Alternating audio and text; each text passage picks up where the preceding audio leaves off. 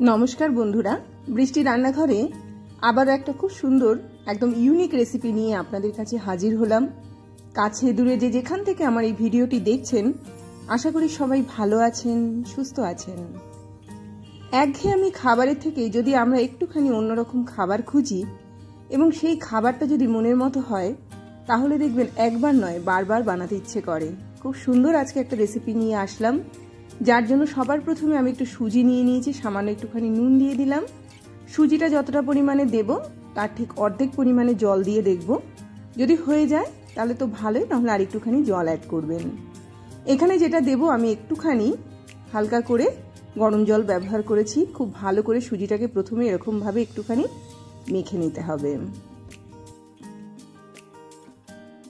প্রথমে চামচ দিয়ে মেখে নেওয়ার পরে তারপরে আমি হাত দিয়ে এরকম ভাবে খুব সুন্দর ভাবে যেইভাবে আমরা আটা মাখি সেই রকম ভাবেই কিন্তু এটাকে আমি আরো একবার এরকম ভাবে মেখে নিয়েছি। ঠিক ডোটা এরকম হবে, খুব বেশি শক্ত ডো হবে না, একটু নরম নরম ডো হবে।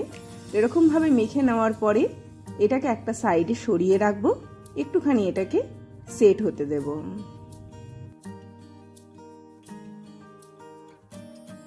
পরবর্তী পর্যায়ে আমি একটুখানি কাবলি ছোলাকে আগের দিন রাত্রেবেলা ভিজিয়ে রেখেছিলাম, পরের দিন সেটাকে একটুখানি নুন আর হলুদ দিয়ে সেদ্ধ করে নিয়েছি।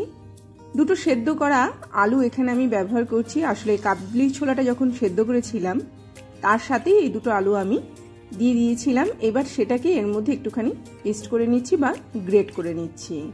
তো এই রকম ভাবেই কিন্তু এটাকে তৈরি করতে হবে। এটা একদম রেডি হয়ে গেল। কিছু জিনিস আমি এর মধ্যে অ্যাড করব, যেমন কারি পাতা, পেঁয়াজ, একটুখানি কাঁচা লঙ্কা, একটুখানি জিরে, তার সাথে সাথে জিরের গুঁড়ো, একটুখানি নুন, টমেটো সসও আমি এর মধ্যে দিচ্ছি, সামান্য একটুখানি লেবুর রস দেব। যা যা জিনিস আমি এখানে ব্যবহার করেছি সেগুলো খেতে কিন্তু খুব চটপটা লাগে। সব দিয়ে দেওয়ার পরে এটাকে খুব ভালো করে একটুখানি এরকম মেখে নিতে হবে হাত দিয়ে। ঠিক আলু মাখার মতো এটাকে আমি তৈরি করব, কিন্তু এখানে কাবলি ছোলাটা কিন্তু কোনো রকম পেস্ট হবে না। আলুর সাথে কাবলি ছোলা এবং অন্যান্য জিনিসগুলো খুব ভালো করে এরকম ভাবে মিশলেই যথেষ্ট।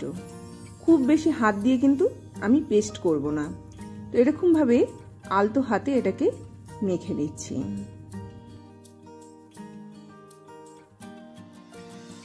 মাখা আমার হয়ে গেল। একবার একটুখানি দেখুন এটা এরকম ভাবে যাতে হাত দিয়ে মানে জাস্ট সেট হয়, মানে যেভাবেই আমি এটা স্ট্রাকচার দিতে চাই না কেন এটা খুব সুন্দরভাবে সেট হতে হবে। এবারে সুজির যে ডোটা আমি তৈরি করে রেখে দিয়েছিলাম হাতে সামান্য একটুখানি তেল নিয়ে নিলাম। নিয়ে নেওয়ার পরে এবার এটার থেকে ছোট ছোট ঠিক রুটের বলের মতো এই রকম বল তৈরি করে নিতে হবে। তো সাইজটা মোটামুটি এই রকম হতে হবে। তো এই রকম আমি অনেকগুলো তৈরি করে নিয়েছি। আমার মোটামুটি 7খানা বল তৈরি হয়েছে। এবার এক একটা বলকে ভেতর দিয়ে একটুখানি এরকম ভাবে চাপ দিয়ে দিয়ে জাস্ট এটা ছড়িয়ে দেব। এর ভেতরে আমি কাবলি ছোলার আলুর যে পুরটা তৈরি করেছি সেই পুরটা এখানে দিয়ে দেব। সব সময় বাইরের চপ সিঙ্গারার বদলে যদি এইভাবে খাবারগুলোকে খান তাহলে এগুলো মুখরোচক তো বটেই, তার সাথে সাথে মনে হবে বারবার বানিয়ে খাই। একটা বিষয় লক্ষ্য রাখবেন, এটা কিন্তু যখন বানাবেন তখনই এটাকে খাবেন। তার কারণ হচ্ছে আমি অন্য কোনো কিছু এর মধ্যে অ্যাড করিনি, না আটা না ময়দা। সুজির জিনিস যখনই আমরা বানিয়ে খাবো তৎক্ষণাৎ বানিয়ে খেলে পরে কিন্তু এটা অনেকটা পরিমাণে নরম থাকে। এগুলো ঠান্ডা হয়ে গেলে পরে কিন্তু খুব বেশি নরম থাকে না। সেই জন্য এই ধরনের খাবার যদি আপনারা বানিয়ে খেতে চান তৎক্ষণাৎ এটা তৈরি করে রেখে দিন। তারপরে যখন আপনারা খাবেন একটুখানি ভেজে নিয়ে সঙ্গে সঙ্গে খাবেন, তাহলে এর স্বাদটা আপনারা অনেকটা বেশি পরিমাণে পাবেন। এই রকম তৈরি করে নিলাম। প্রত্যেকটার ভেতরে আমি খুব সুন্দর করে পুর ঢুকিয়ে দিয়েছি। এবার আমি এক একটা করে এর শেপ দিয়ে দিচ্ছি। দেখুন অনেকটা চপের মতো, যেমন খুশি বানাতে চান তেমনি কিন্তু খুব সুন্দরভাবে সেটটা তৈরি হবে। আমি এক একটা এক এক রকম তৈরি করছি। তো এরকম ভাবে জাস্ট হাত দিয়ে দিয়ে এক একটা শেপ দিলেই কিন্তু খুব সুন্দরভাবে এটা তৈরি হয়ে যায়। তো এই রকম আনকমন রেসিপি, এই রকম নানা ধরনের নতুন রেসিপি পেতে গেলে অবশ্যই আমার এই চ্যানেলটিকে সাবস্ক্রাইব করে রাখবেন।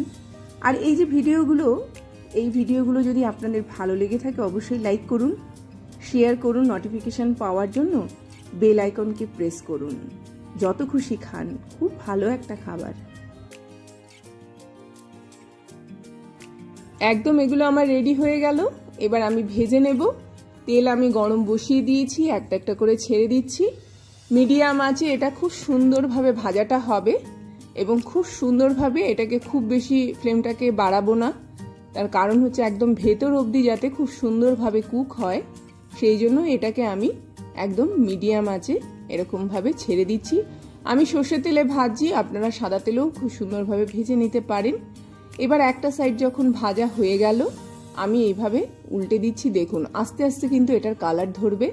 যেহেতু মিডিয়াম ফ্লেমে আমি এটাকে ভাজছি, সেই জন্য কিন্তু একবার এটা একদম লালচে হয়নি, আস্তে আস্তে ব্রাউন কালার হবে, তারপরে কিন্তু খুব সুন্দরভাবে এটাকে লালচে কালার ধরে আসবে। একটা চামচ দিয়ে আমি এরকম ভাবে ঘুরিয়ে ঘুরিয়ে কিন্তু এটাকে ভেজে নিচ্ছি। ঠিক এই রকম ভাবে জাস্ট একটা সাইড উল্টে অপর সাইডটাকেও খুব সুন্দরভাবে ভেজে নিতে হবে। অবশ্যই এই রেসিপিটা তৈরি করবেন, এই রেসিপিটা খেতেও ভালো এবং একটু অন্যভাবে তৈরি করলাম, একটু মুখরোচক, একটা খেলেই পেট ভরে যাবে। যাদের খুব খিদে পায় তারা কিন্তু এটাকে তৈরি করে খেতে পারেন। এটাকে নর্মাল অবস্থায় তৈরি করে ফ্রিজে রেখে দিতে পারেন। ঠিক যখনই আপনারা খাবেন এইরকমভাবে ভাজা করে তৈরি করে নেবেন। দেখুন খুব সুন্দরভাবে মিডিয়াম ফ্লেমে আস্তে আস্তে লালচে কালারটা ধরছে এবং এটা যখনই খাবেন একদম গরম গরম খাবেন, ঠান্ডা অবস্থায় কিন্তু এটা ততটা টেস্ট হয় না।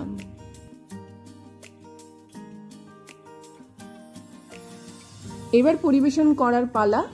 আমি পুরো তেলটাকে খুব সুন্দরভাবে ছেঁকে নিয়ে তারপরে একটা টিস্যু পেপারের মধ্যে এগুলোকে দিয়ে দিয়েছি। দেখুন এই রকম তৈরি হবে, এই রকম লালচে কালার হবে, খুব সুন্দর খেতে হবে।